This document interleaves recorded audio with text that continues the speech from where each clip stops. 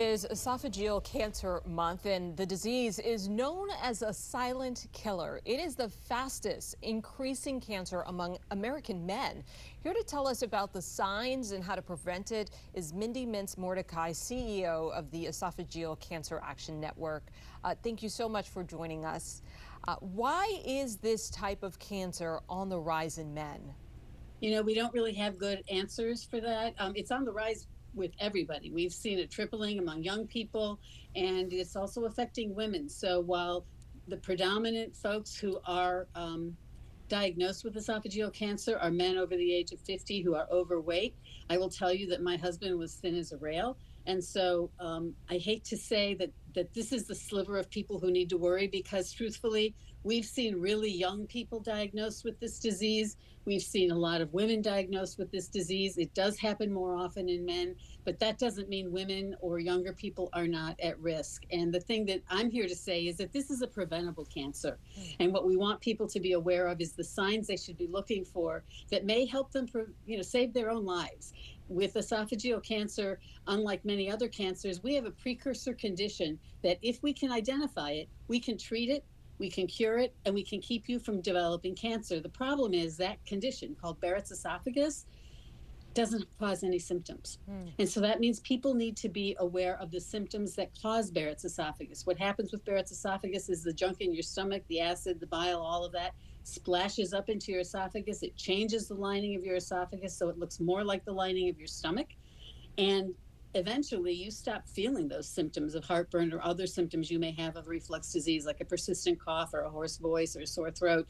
And when those symptoms go away, a lot of folks think, oh, good, I'm lucky. But that's a false sense of security. Usually, if your symptoms go away for no reason, you probably need to run to your doctor and get checked, because it's a sign probably that you have Barrett's esophagus, and you need to find out about that.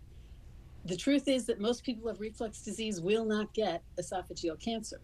But if you're one of the unlucky ones, the survival rate for this disease is really, really low.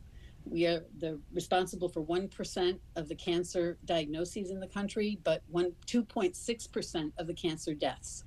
And so this is a deadly cancer, but we can prevent it. And Awareness Month for us, first of all, every month is Awareness Month for us, but we started Esophageal Cancer Awareness Month because we wanted to make sure that people were aware that reflux disease could lead to cancer, that you shouldn't just be popping over-the-counter remedies to get rid of your symptoms, because that isn't going to protect you. Symptoms may go away, but that doesn't mean your risk goes away. And we want people to be aware that if you've got those persistent symptoms, you need to talk to your doctor, you need to get checked. Yeah, I can hear the passion that you have for awareness in this, given your own close family history. What kind of diagnostic exams or screenings are done once you explain to your doctor or your physician that I have this concern and you want to be able to rule out the potential for cancer? Right. And so one of the things we want people to be aware of, because not everyone understands that esophageal cancer can run in families. So if you have someone in your family who's had esophageal cancer or Barrett's esophagus, you are at higher risk. And what you want to ask your doctor for is an upper endoscopy, which is a sedated procedure. But the truth is that now we're very fortunate that there are new techniques on the market, new tests that can be done without sedation, that are quick and easy and not as expensive. And just within the last month, we've seen some insurance companies start to cover that test. So what we're hopeful is that we'll see the rates of esophageal cancer deaths decline over time, because we'll be able to catch more people early and find out that they have Barrett's, treat their Barrett's, keep them from getting esophageal cancer. But for us, the key message is, if you're walking around with these symptoms and thinking that heartburn is normal, thinking that you just have a hoarse voice or a frog in your throat or a cough or a sore throat that's normal, it's not normal. And you need to talk to your doctor. And maybe they'll check you and find out there's nothing wrong. But that's much better than if they don't check you and then that day comes where you have a tumor so big in your esophagus that you can't swallow. And by then, we just don't have the kind of tools that can save your lives usually. The survival rate of esophageal cancer is about 1 out of 5 people will survive 5 years. And so we want to make sure that people don't go through what my family went through and lose somebody they really care about because they just didn't know.